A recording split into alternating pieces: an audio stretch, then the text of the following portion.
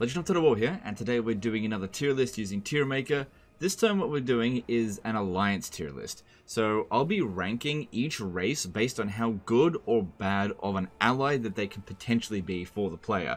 Now there's going to be variations depending on which faction you're playing, but I'll try to take that into consideration when doing the actual tier list. And before we get into moving everything around, I do need to let you guys know that this video here is sponsored by Manscaped. So you guys know that I've been partnered with Manscaped for ages now. I love working with the company and I love the product. I've been using it more and more as time goes on. And I've actually got a really funny story this time for the Manscaped promo. I'm actually supposed to be doing an unboxing, but kind of a funny, bittersweet but funny, I suppose, story about this is that me and my wife went out for lunch the other day and the Manscaped package was sitting, unopened on the on our living room table along with some other mail of ours, other packages. And our house got broken into and they stole all of the unopened packages, including a birthday present of mine, and a lot of our jewelry. So the Manscaped product, and they left a lot of, all of the electronics in the house were completely untouched. They just basically took everything they thought was of, easy to sell value. That's what it seemed like they took. And so the TV, everything, there was a Wii U, none of that got touched. They just took jewelry, my birthday present, and the package, Manscaped package. So Manscaped, it's of such a high value that it's apparently worth stealing on the same tier as jewelry. What I was going to show you was that Manscaped has the Boxers 2.0. There are more than 6 color combinations to choose from, suitable for business and for pleasure. Their main feature is the dual pouch design, a dedicated space that cradles your crotch brain in place with a perforated performance fabric for extra breathability. Go to manscaped.com today and get 20% off plus free international shipping using my link. Okay, so on to the tier list itself. We're going to be doing these in the order that they came out. So Warhammer 1 races first, then Warhammer 2, then Warhammer 3. The Chaos Dwarves aren't here because I haven't played them yet, but we can pretty safely assume that they're probably going to make for bad allies. Okay, so the Empire. I'm going to put the Empires under good allies because I think there's a lot of benefits to being allied with the Empire, but there's a couple of drawbacks. Now, every faction in this game has the ability to become an ally with any other faction. You're never automatically declared war on by any other race, but obviously there is certain aversions. You can overcome those aversions by giving gifts, and so it is possible, even playing as a Chaos faction, to be liked by Reichland. It's just extremely difficult. Now, the easiest people to have an alliance with the Empire are factions that are order-tied alliance, so they don't have massive amounts of aversion, and it's a lot easier to ally with them when later on in the campaign when they have a ton of enemies and you join their wars so that you have mutual enemies. Now, what makes them good allies is that they've got a decent number of good units for you to recruit from them when you've got an outpost, such as Hellstorm rocket battery is probably the best one to get from the Empire. They'll, typically speaking, come and back you up. Borrowing their armies is fairly good. They tend to recruit sort of mid-range armies. So there's a lot of benefits to getting the Empire, any of the Empire factions as allies, but the drawbacks is that they do have a tendency of being declared war on and declaring war on other factions that are maybe a bit stronger than them just because they're Chaos aligned or something. So you might end up in wars that you don't necessarily want to fight. So that's the only really thing that you sort of need to be mindful when becoming an ally with the Empire. And it's a similar sort of thing with the Dwarfs. They'll just declare war on any race that they don't like, and they'll oftentimes get declared war on by races such as Greenskin, Skaven, and Chaos factions because they don't like them. Now, establishing an alliance with the Dwarves is a little bit different than the Empire because it all comes down to how many slights you've done against them versus how many things that they consider beneficial. If you are fighting the same enemies as them, they will like you for ages. But if you declare war on one of their friends and fight them for a little bit, they will remember that forever as well, making it very difficult to establish an alliance. These guys here can be very stubborn to establish an alliance, even if you're an order-tied faction. Now, once you're allied with them, they've got some really good units to benefit from. So, for example, if you're playing as the Empire, they kind of have trashy frontline units. Getting some frontline units from the Dwarves, such as Ironbreakers or Longbeards, can really help your missile-based armies out quite a bit. And if you're playing as something that doesn't have good missile units, such as maybe Bretonia, then picking up an organ gun or two can be really useful from the Dwarves. So overall, they definitely make for good allies, but they don't make for the best kind of allies. Then we've got the vampire counts. These guys here, bad allies through and through. You, typically speaking, don't want to be allied with other vampires unless you are a vampire yourself. And even when playing as other vampire counts, you're much better to vassalize them or confederate them. So very bad allies, because if you're not playing as a vampire faction and you want to recruit their units, you can't really get their full potential because you can't heal them properly. And they're not going to perform very well in your armies.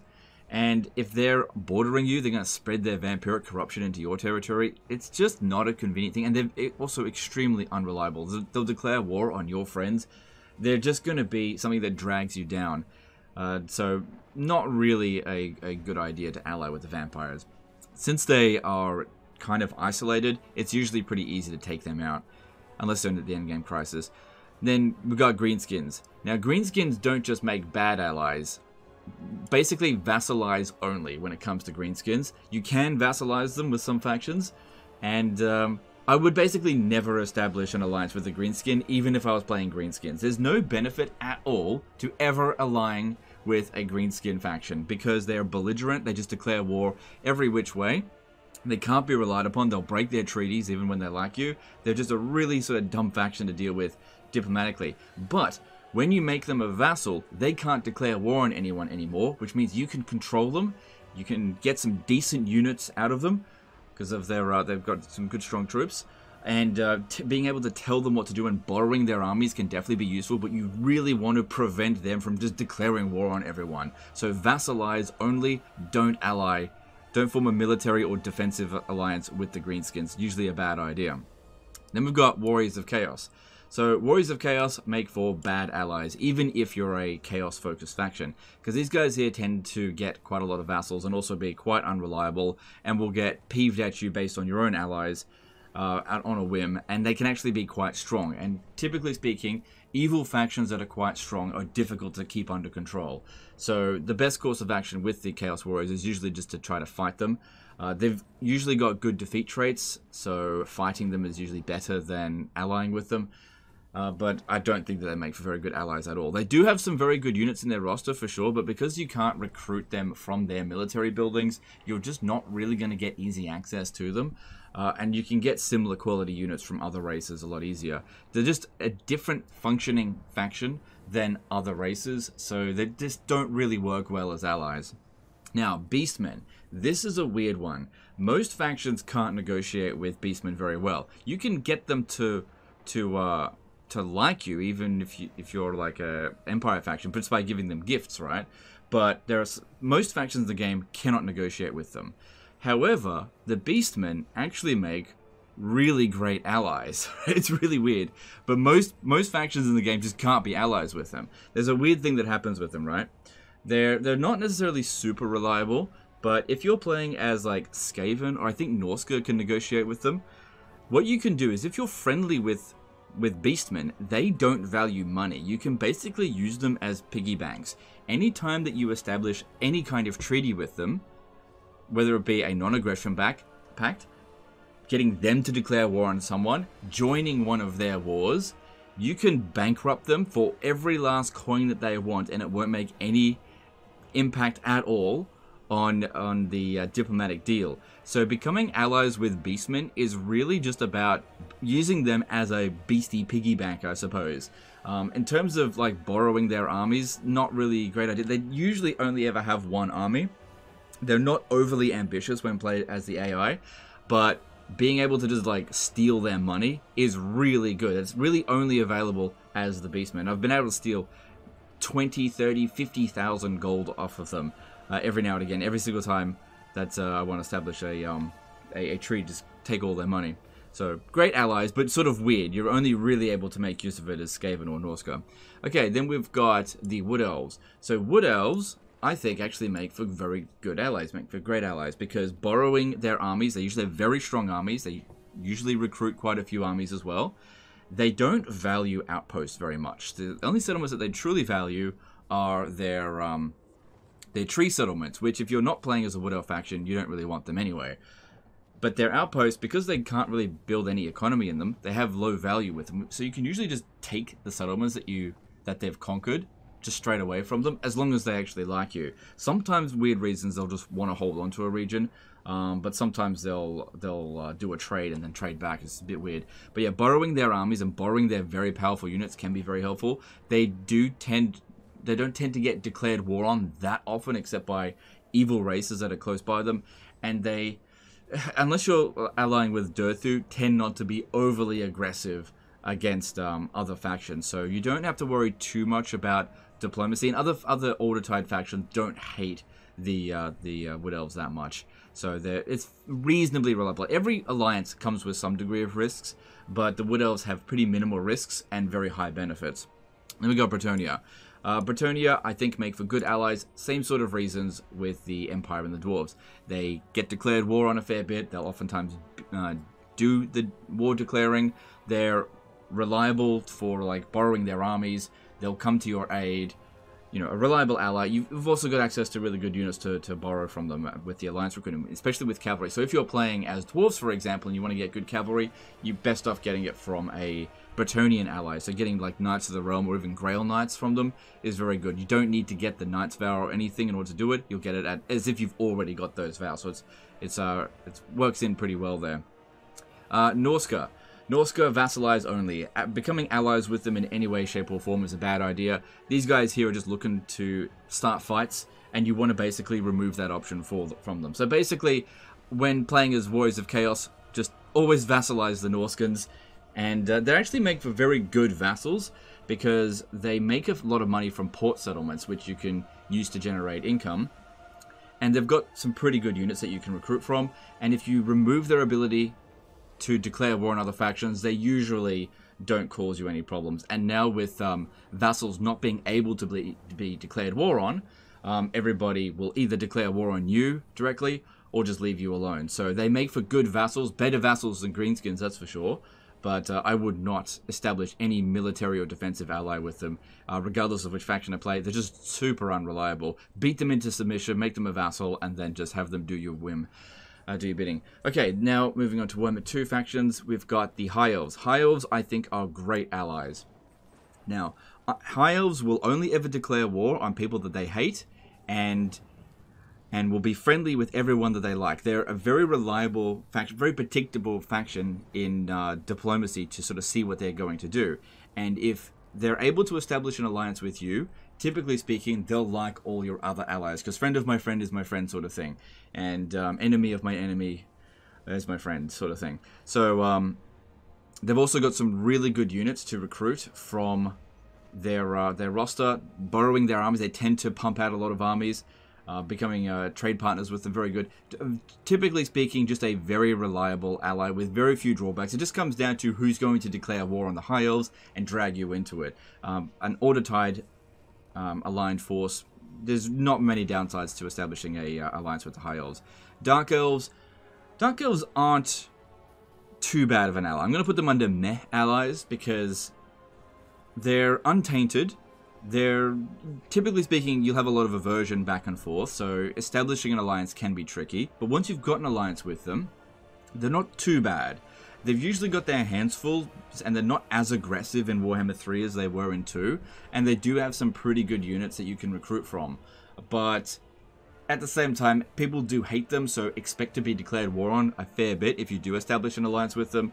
So I would only ever really do that if you're playing as kind of like one of those, not full Chaos Alliance factions, but generally not an Order-Tide faction, like maybe Skaven or Vampires or something like that. But typically speaking, just I wouldn't do a military alliance with them, maybe defensive alliance only. But getting some of their units can be useful. Now, the Lizardmen kind of actually fall into the same category as the Dark Elves. They kind of make for meh allies, because even though they're part of the Order-Tide, they're not super well liked by the other races. They do sometimes end up fighting with the Order-Tide. So even if you establish an alliance with Lizardmen, it could have diplomatic ramifications. They tend to be very difficult to negotiate with, so establishing an alliance, regardless of who you play, can be a little bit tricky. They tend to be a bit more positively disposed to High Elves, But it's sort of just a tricky faction to work with. Getting some of their units through outposts can be very handy. Borrowing their armies can also be useful. They don't tend to spam out too many armies, and sometimes their armies can be a little bit low tier. Sometimes it takes them a little while before they start really pumping out good units. But not terrible allies, but not great allies either. Then Skaven. Skaven, bad allies. Never ally yourself with a Skaven, even if you're playing a Skaven. Probably the most unreliable faction in the game. They'll spread their corruption, they'll declare war on your friends, they'll get declared war on by your friends. Just a terrible faction to ally with. Recruiting their units and borrowing their armies is useless because the Skaven armies are only good when playing as Skaven because you want that ambush attack status. So unless you're playing as Beastmen, maybe then it's okay, right? But for everyone else, typically speaking, just steer clear of any diplomacy with the rats. They are so unreliable, and everyone will look at you for the worse if you do it. Just don't even make them a vassal. Just keep them as bad allies. Okay, then we got Tomb Kings. Tomb Kings make for, I think, good allies. One of the problems with the Tomb Kings is the unit caps. You're just not going to be able to get a lot of their high tier units when establishing an outpost, but they're not a hated race. So outside of their starting areas, people aren't going to pick fights with Tomb Kings. They're not an overly ambitious faction, so they're not going to be declaring war left, right, and center. They tend to be positively disposed to late game factions because they get a positive relation with factions based on how strong they are. And borrowing their armies isn't too bad. They tend to have pretty crappy militaries, but they're okay as allies. There's nothing too bad with them. The worst part, I think, apart from the unit caps, is that they tend not to have much in their treasury. So trying to get money out of them is kind of like sucking blood out of a rock. It's just not going to really get much out of it. Then we've got the Vampire Coast here, which are basically the same as the vampires if it wasn't for their outposts. Their outposts are actually quite interesting. I'm going to put them as meh allies because these guys here, they tend not to be as aggressive as vampire accounts, but their outposts have some fairly decent... You get deck gunners out of their outposts. So when they put an outpost in your area, in your settlements, it actually makes them fairly defensible. They've got way better units to recruit from their roster than the vampire accounts, that even though you won't be able to boost them with healing stuff, at least they're going to be good gun units. And there's some factions, such as the Skaven, that can boost the Vampire Coast units more than the Vampire Coasts can. So there are some factions that greatly benefit from getting some Vampire Coast units, but just not all. That's why they're sort of meh allies. And typically speaking, they're going to get declared war on a fair bit. Then we've got Chaos Undivided here, the Demons of Chaos, with Daniel. It's the only faction that's in the game in this race. I would say that he makes a bad ally, even when playing as the Chaos factions. There's really no benefit at all to allying with him, because he does have the full undivided roster for sure, but variety doesn't really make for a good army. And if you're for example playing as Khorne, right, and you want to get some Tzeentch units from him, I just don't see the point in doing that. So I just don't see any real value in allying with the Demon Prince. He's not going to be reliable. People are going to declare war on him. I just don't see any value in it whatsoever. Typically speaking, the Chaos factions, they're not great allies. We're going to see a fair bit of this here. So Khorne, yeah, great. No, bad ally. Don't make him a vassal. Bad ally. Super aggressive faction will declare war on everyone. Get declared war on everyone. Got good units that you could draw from, but establishing an alliance with Khorne is pretty damn difficult. Clan Wars is able to do it without too much difficulty, but I just wouldn't do it just because of the diplomatic ramifications of it, and you just don't need to make use of their roster because their roster is most benefited from their own faction. Even if you're playing as a Khorne factions hate other Khorne factions, so you're usually best just smashing them into submission. Just avoid diplomacy with Khorne. Nurgle, I would also put that as bad allies because you do not want this faction, spreading plagues near your areas. You're not going to be immune from the plagues just because you became friends with them. They've got crap units to draw from. Not a good faction to be allies with. So typically speaking, if you border a Nurgle faction, burn it out of existence. Just get rid of it. Tzeentch is a weird one. Very, very weird one. I'm actually going to put Tzeentch as a great ally. Okay? Not because you can trust them. You can't trust Zinch. Don't think you can whatsoever. But if, on the rare opportunity that you have an ability to actually become allies with Zinch, there is a benefit to not wiping them out. In that sometimes they will use the changing of the ways to help their allies. I've seen it happen before, where all of a sudden I will just get another settlement because Kairos Fate Weaver has just switched one of his enemies' settlements and just given it to me.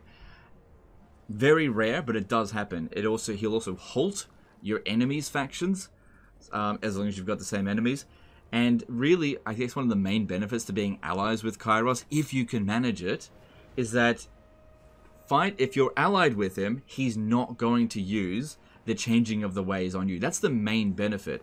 Zinch does have some very powerful units, but they're best used within the Zinch faction. But yeah, it really comes down to trying to benefit as much as possible from the changing of the ways and not being the victim of them. Because typically speaking, if you're at war or even just know about Zinch, he's always going to use it on the player.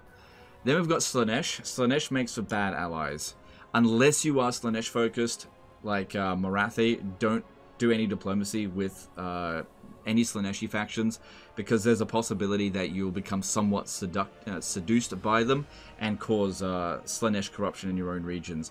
Slaanesh is the faction that establishes vassals, but you don't want to be a vassal of Slaanesh, so typically speaking, just avoid diplomacy with them. Don't give them gifts, don't accept gifts, don't accept peace treaties with them, just wipe them out of existence and just ignore everything that this seductive faction has to offer, because there's always a bit of a drawback to them.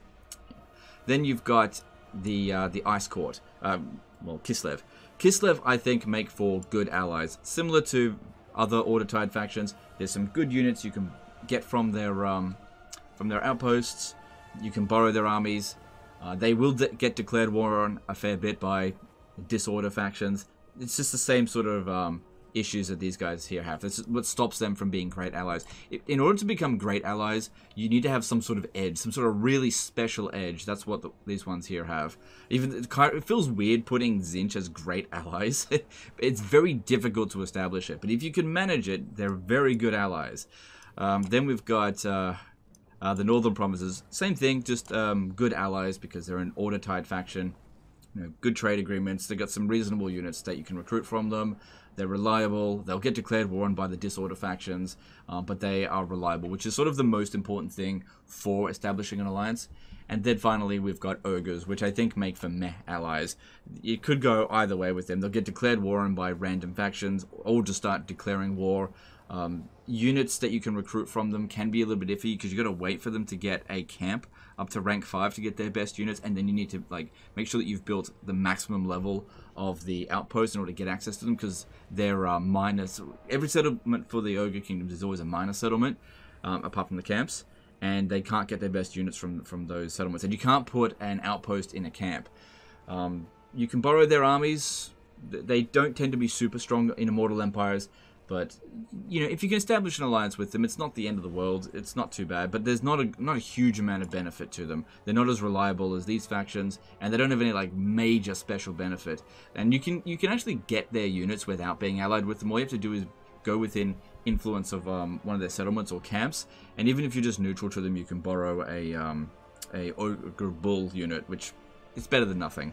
And there we go. There's the allied tier list there, with these allies here having very niche but incredibly powerful benefits to being allies. These ones here, just the standard sort of the gold standard for reliable allies. These ones here could go either way. These ones here, just terrible allies, and these ones here, the worst allies whatsoever, but actually are good subservient factions. As long as you can take away their ability to do diplomacy, they're actually pretty good.